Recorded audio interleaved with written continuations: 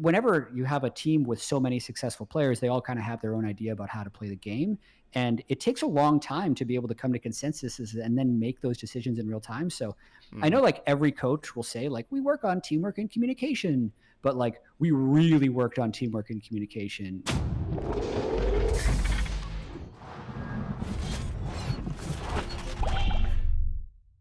This is Azento from Esports Heaven, and I have here with me Jatt from Team Liquid.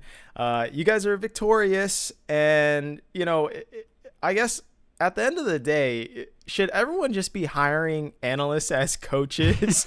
Because I mean, even coincidentally, actually today, I think Team Liquid announced that Yeah. Moses from CS:GO is going to be a coach over in Counter Strike. But I guess generally, how does it feel securing first place and crucially doing it as a coach for your first split ever? Yeah. I mean, it feels really good. I think I'm really grateful for the players and also like the rest of the coaching staff, because I feel like they are just as much a part of winning first or getting first place as I am so far.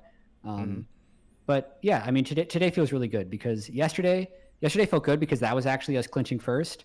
Um, but then today also, like, we got to take down a big rival in TSM and end as 15-3, which weirdly enough is actually the best record that Liquid has ever had in a regular split. Um, Oh, crazy. yeah, Core and King kind of laughed about that because in spring of 2019 they started 14-1 and then just like kind of stopped caring, right? And then they lost like 3 games in a row, and then they're like, actually after that they were really scared for playoffs. So Mm-hmm. we just didn't let any kind of that letdown happen here. Like we talked yesterday about the TSM game, and everyone really wanted to win, so we really came at it with full energy, and I think that's better. Yeah. Yeah, we have 12 days until we play our semifinal match. We'll get to pick our opponent from the two Mm-hmm. winners of the first round. But yeah, we're going to take a day and then we're going to be full steam ahead on that. Yeah. So I want to talk specifically about the TSM game because you guys got the Shen pick, Mm-hmm. strangely enough, for Impact. Yeah. And then TSM also drafted Zaya Rakan, which, we aren't really seeing much of at Mm-hmm. all. And yet they also left open Syndra Mm-hmm. against that. So how do you think just the draft went overall for this game? I felt pretty good about our draft. I think it was a confidence draft for both teams, to be completely honest. Zyra Khan from Doublelift is something that he just like loves playing. I think it's a comfort pick for them. Mm-hmm. It also gives them good engage. Our pick as well, like kind of every week it seems we're able to find a new AD carry that we can use as our first pick. It started as Aphelios, we've moved on to Ash. We also had a bunch of Ezreal games in there. So for the most part, this was just uh, kind of like a draft where we just traded a lot of stuff. Mm-hmm. I was generally happy with our draft though. Yeah. So speaking of the draft and kind of how you manipulate that as a head coach, as far as Team Liquid is concerned, you guys have a lot of staff members actually. Like I was Yeah. just looking at, your Leaguepedia page, and it's like you have Kane as strategic coach, you have Mm-hmm. Dodo, as like this manager slash assistant coach. You have Croissant, who's like assistant coach slash quasi analyst, and then you have Tyler, who was a former coach for Golden Yeah. Guardians, and now he's your head analyst. So Mm-hmm. I guess, how do you guys not step on each other's toes when you have Yeah. this many people? Yeah. I mean, that's something we've been working on all split, and uh, I think that's one of the things Steve was looking for when he was looking for a head coach, because like it's kind of my job to uh, trust the other coaches and then facilitate conversation and then just kind of make sure that we have the best plan moving forward. So, like, even when you talk about draft, like I'm in the room for draft and I contribute in terms of giving my opinion on what happens. But like the structure Mm-hmm. I've made for draft is Kane gets to make the final decision. So a lot of us collaborate on draft before we go into the room. Myself, Croissant, Tyler has input. Even Dodo sometimes will throw in his opinions. Mm-hmm. And then I talk the most with Kane about draft. But for the Ah, most part, like draft is still final say by Kane. And part of your larger question is everyone kind of finds their roles, right? Like Tyler takes the lead on all scouting reports for players in terms of data aggregation and finding what tendencies or specific plans we should make for other teams. Hmm. Croissant does a lot of positional coaching with our bot lane specifically, but also is able to, you know, pitch in when needed when he's talking to Impact, or, you know, he's really good with just item builds and runes and all that type of stuff.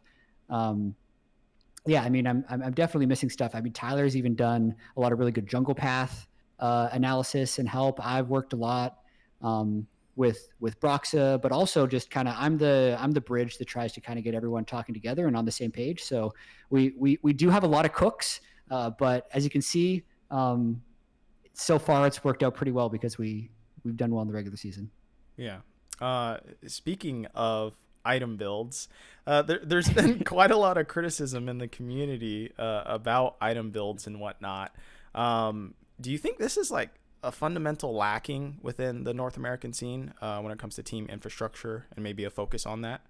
I'm not completely sure, actually. I haven't paid too much attention to like specific item debates. I've been more Mm-hmm. focused on winning the split. I think in large part when you look at itemization, uh, the thing that I think gets overlooked the most is just like contextually how much gold did they have, when do they have to reset, and how do they get back on the map? Because sometimes that stuff's way more important Yeah. than like getting exactly the perfect item build and like this theoretical best case. But yeah, I think there's plenty of players that don't build optimally. Mm-hmm. It's something, you know, we hope to have our players building right, and if we ever see something that's off, or if we are picking up a new champion, we always talk about that stuff.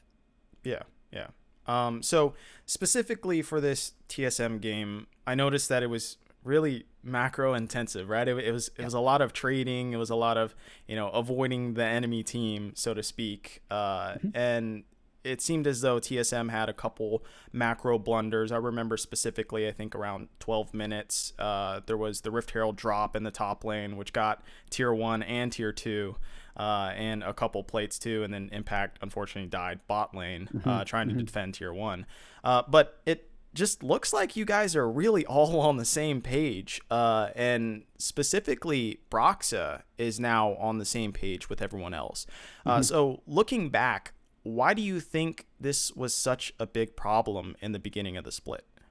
I mean, I would say the team never really gelled in spring, and then at the start of summer, none of this stuff happens overnight. Like everyone, if you think about even the way like this team comes together, like Broxa played most of his career on Fnatic. Jensen, when he was on C9, was with a team that played a different style, and it made it work definitely in 2019 when he was here. But like, uh, whenever you have a team with so many successful players, they all kind of have their own idea about how to play the game.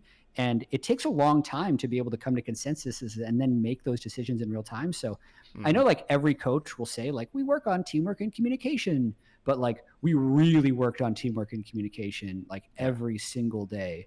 So it was a problem at the start of the split because we had different ideas about how we should play. And we still do. Like we still have different ideas about how we should play. And sometimes those things happen in game when we make the wrong decision, and then we have to try and get onto the same page so we do it better next time. So it's definitely like still work in progress, Yeah. but the progress has been good so far.